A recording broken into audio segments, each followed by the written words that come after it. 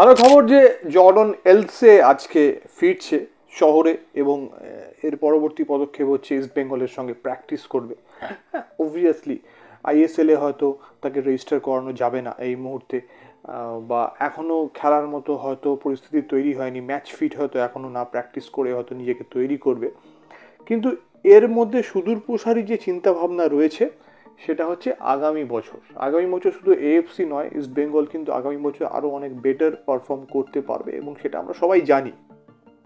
কারণ কি, যে সাফল্যের একটা ভিত সেটা কিন্তু কার্লোস কোয়াদ্রাত তৈরি করে দিয়েছেন। মাঝখানে বেশ কিছু ডিব্যাকল হচ্ছে, এদিক ওদিক হচ্ছে, সেটা সকলেই আমরা দেখছি, কিন্তু তা বলে এই নয় যে ইস্ট বেঙ্গলকে আবার জিরো থেকে শুরু করতে হবে, যেটা শেষ কয়েক বছরে করতে হচ্ছিল। একটা জিনিস খেয়াল রাখবেন, Aleksandar Pantic, by the way, Jordan Elsey and Hijazi Maher, এই তিনজন সেন্টার ব্যাক বা ডিফেন্সের খেলোয়াড়কে কিন্তু আমার ধারণা, আমার মতামত, বা ধরতে পারেন আমার অনুমান, যে আগামী বছর আপনারা ইস্ট বেঙ্গলের টিমে দেখতে পাবেন। একসঙ্গে হয়তো খেলবে না, কিন্তু টিমে থাকবে। এবার হতে পারে আগামী বছর হয়তো বিদেশি খেলোয়াড় নেওয়ার সংখ্যাটা বাড়তে পারে, ইত্যাদি ইত্যাদি, অনেক কিছু আইনের মারপ্যাচ আছে, এগুলোর বিষয়ে আমি যাচ্ছি না। আমার ধারণা এই তিনজন সেট প্লেয়ার এবং কার্লোস কোয়াদ্রাতের পছন্দের প্লেয়ার কিন্তু আগামী বছর ইস্ট বেঙ্গলের টিমে থাকবে। আমি যেটা আমার মনে হয় যে আলেকজান্ডার প্যান্টিচ, জর্ডন এলসে, এই দুজনের খেলার পদ্ধতি একই রকম, হিজাজি মাহেরেরও সম্পূর্ণ একই রকম, যদিও হিজাজি মাহের অনেক বেশি গোল করতে উঠে যায়, কিন্তু জর্ডন এলসে, আলেকজান্ডার প্যান্টিচ, এদের খেলার পদ্ধতি কিন্তু আমার মনে হয় অনেকটাই একই রকম আমি দেখেছি। জর্ডন এলসের জীবনে কিন্তু খুব একটা বেশি গোলের রেকর্ড নেই, যদিও ইস্ট বেঙ্গলের হয়ে গোল করেছে। আলেকজান্ডার প্যান্টিচেরও কিন্তু সারা ক্যারিয়ারটা যদি ঘাটেন, খুব একটা বেশি গোল করেছে এরকম সুনাম নেই। এরা নো ননসেন্স ডিফেন্ডার, এরা বক্সের মধ্যে কাউকে ঢুকতে দেবো না এই অ্যাটিটিউড রাখে, এবং বলটাকে ক্লিয়ার করব প্রথম পদক্ষেপে এই অ্যাটিটিউডটা রাখে। ওয়াইল আমার মনে হয় জর্ডন এলসে শুধু বল ক্লিয়ার করবে না, বল ইন্টারসেপ্ট করবে না, ব্লক করবে না, ওপরে গিয়ে গোলও করবে এবং অসাধারণ কিছু পাসও বাড়াবে আমাদের যারা আক্রমণ ভাগের খেলোয়াড় তাদের জন্য। জর্ডন এলসে সেটা করে না আমি বলছি না, অবশ্যই করে, অবভিয়াসলি। তো আমার মনে হয় যে এই তিনজন ডিফেন্ডার, এদেরকে কিন্তু ইস্ট বেঙ্গলকে রিজার্ভ করতে হবে, এবং এদেরই কারো বয়স কিন্তু অত্যাধিক বেশি নয়, এরা কিন্তু বেশ কয়েক বছর ধরে ইস্ট বেঙ্গলকে সার্ভ করতে পারবে। এবং জর্ডন এলসে তো 30 পেরোয়নি এখন, যদ্দূর আমি, জর্ডন এলসে না, হিজাজি মাহের। কোচের নির্দিষ্ট পরিকল্পনার ভিত্তিতে এরা রয়েছে এবং ইস্ট বেঙ্গল 3টে ভালো প্লেয়ার পেয়ে গেছে। ঈশ্বর করুন চোট আঘাত যাতে না হয়, এরা সুস্থ থাক এবং ইস্ট বেঙ্গলকে সার্ভিস দিক, এটা কিন্তু একটা খুব ভালো, এত কিছু খারাপ হচ্ছে তার মাঝখানে কিন্তু একটা ভালো বিষয় বলে আমার যেটা মনে হয়। এইবার আসুন ইস্ট বেঙ্গল ভার্সেস টিম রেফারির কথা। দেখুন, কালকে বিকেল থেকেই আমি চিৎকার করছি, এবং আমি যখন চিৎকার করতে শুরু করলাম তখন মানে মোটামুটি অনেকেই তখন এই বিষয়টা নিয়ে বলা হচ্ছিল না। তারপর আমি দেখলাম যে সংবাদ মাধ্যমে বিষয়টা এলো, বেশ কিছু সংবাদ মাধ্যমে বিষয়টা এলো, আজকে কাগজেও ফলাও করে লেখা হয়েছে। ঠিক যে ভাষায় কোচ কার্লোস কোয়াদ্রাত কালকে আইএসএলকে ইন্ডিকেট করেছেন,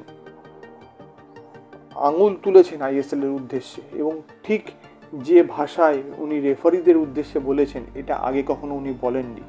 একজন ভদ্রলোকের ধৈর্যের সীমা চলে গেছে, এইটা বলতে হবে, একজন ভদ্রলোকের ধৈর্যের সীমা চলে গেছে। দেখুন, একটা কথা আমি বলি, এটা ওপেন সিক্রেট হয়ে গেছিল, আর অলরেডি হয়ে গেছে, যে আইএসএল এ যে রেফারিংটা হয় সেই রেফারিংটা পূর্ব পরিকল্পিত। কোনো টিমকে পূর্ব পরিকল্পনা অনুযায়ী সুবিধা পাইয়ে দিতে হবে বা তাকে ডাউন করতে হবে। এর আগে কার্লোস কোয়াদ্রাতের একটা উক্তি আমার মনে পড়ছে, উনি বলছেন যে এই আইএসএল এ যে খেলাগুলো হয়, যে টিম হারতে থাকে, রেফারি তাদেরকে অনেক সময় ইকুয়ালাইজ করার জন্য সুবিধা দিতে থাকে।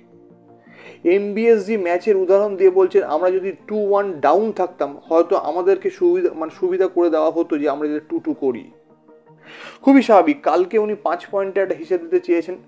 যাই হোক, উনি এমবিএসজি ম্যাচের কথা বলছেন, নন্দকুমারকে বক্সে যেভাবে ফাউল করা হচ্ছিল তারপর সেই বলটা ছিটকে সেখান থেকে কিন্তু এমবিএসজি গোল করে 2-2 করে। উড়িষ্যা ম্যাচের কথা বলছেন, জামশেদপুর ম্যাচের কথা বলছেন, আরও হয়তো দু একটা উদাহরণ ওনার মাথায় আছে, পরবর্তীকালে বলবেন। এটা এতটাই দৃষ্টিকটু জায়গায় চলে গিয়েছে যে সকলে বুঝতে পারছে there is a game within the game. এই যে খেলাটা মাঠে হচ্ছে তার ভেতরেও একটা খেলা আছে যেটা আমরা চোখে দেখতে পাচ্ছি না। এবং এটা তো শুধু আমি আপনি বলছি না, কার্লোস কুয়াদ্রাত বলছে, এবং অন্যান্য কোচও যে একেবারে বলেনি তা নয়। ম্যানেলো মার্কিউসের মতো একটা কোচ ডুরান্ট কাপের সময় বলে গেছে যে একটা টিম আইএসএল জিতেছে বক্সের বাইরে পেনাল্টি পেয়ে, সে যে টিমই হোক না কেন। যেভাবে একটা টিমকে ডুরান্ট কাপের ফাইনালে তোলা হয়েছে এটা সম্পূর্ণ পূর্ব পরিকল্পিত। সেই গোয়া ম্যাচটার কথা ভাবুন, সেই মুম্বাই ম্যাচটার কথা ভাবুন, কি রকম সুবিধা দেওয়া হয়েছে। তো যেটা বলার যে এই ধরনের আমি এইটাও বলছি, সঙ্গে সঙ্গে আমাকে এটাও বলতে হবে যে ইস্টবেঙ্গল যদি 99% ক্ষতিগ্রস্ত হয়ে থাকে রেফারির দ্বারা, 1% কিন্তু লাভবানও হয়েছে। এবং আমি আপনাদের এটা পরিষ্কার বলতে পারি, এটা আমার ক্ষুদ্র বুদ্ধিতে, যে ইস্টবেঙ্গলের বিরুদ্ধে জামশেদপুর কিন্তু একটা ক্লিয়ার পেনাল্টি পায়, সেই পেনাল্টিটা জামশেদপুরকে দেওয়া হয়নি, এবং আরও দু একটা ঘটনা থাকতে পারে। আমি তো বলছি ইস্টবেঙ্গল যদি 99% ক্ষতিগ্রস্ত হয়ে থাকে 1% লাভবান হয়েছে। আবার এরকমও টিম আছে, যেখানে আছে আপনারা খুঁজে নিন কোথায় আছে আপনারা জানেন, তারা 99% লাভবান হয়েছে, 1% ক্ষতিগ্রস্ত হয়েছে, তাই তারা চিৎকার করছে, তাই তাদের সমর্থকরা চিৎকার করছে। এই ডার্টি গেমটা ইস্টবেঙ্গলকে নিয়ে শুধু বলছি না, সারা ভারতবর্ষের ফুটবলকে নিয়ে বলছি, যতক্ষণে শেষ হবে ততক্ষণে ভারতীয় ফুটবলে উন্নতির রাস্তায় হাঁটবে। কালকে আমাদের কোচ সাহেব বলছেন, কার্লোস কুয়াদ্রাত সাহেব বলছেন যে এটা ভারতীয় ফুটবলকে ক্ষতি করছে। প্রফেশনালদের শুনুন, কোচদের শুনুন, ফুটবলারদের শুনুন, বিদেশি ফুটবল রেফারিদের নিয়ে আসুন, এবং ফুটবলের যে রেফারিদের যে শীর্ষে রয়েছেন যারা এই অবজার্ভ করেন, তিনি একজন বিদেশি, তিনি যে কী ভ্যালু অ্যাড করছেন ভগবান জানে। কার্লোস কুয়াদ্রাত তাকেও ছাড়েননি। সুতরাং আমি বলবো আজকে চেন্নাই ম্যাচে ইস্টবেঙ্গলের প্রতিপক্ষ যতটা না চেন্নাই, তার থেকে বেশি টিম রেফারি। এই টিম রেফারি কথাটা কিন্তু আমি বলছি না, টিম রেফারি কথাটা বলছে কিন্তু কার্লোস কুয়াদ্রাত। একটা কথা বলবো, যারা এখনো সাবস্ক্রাইব করেননি, তারা ভুলে গিয়েছেন যারা, তারা অবশ্যই এই মুহূর্তে কোনো দেরি না করে সাবস্ক্রাইব করবেন, পাশে বেল নোটিফিকেশানটা অন করে দেবেন, যাতে যখনই আমরা অনুষ্ঠান করছি তখনই চলে আসতে পারবেন। লাইক করবেন, শেয়ার করবেন, এবং কমেন্ট তো আপনাদের অধিকারের মধ্যে পড়ে। জয় ইস্ট বেঙ্গল। রাত্রি ইস্ট বেঙ্গল আড্ডায় আসুন, কথা হবে।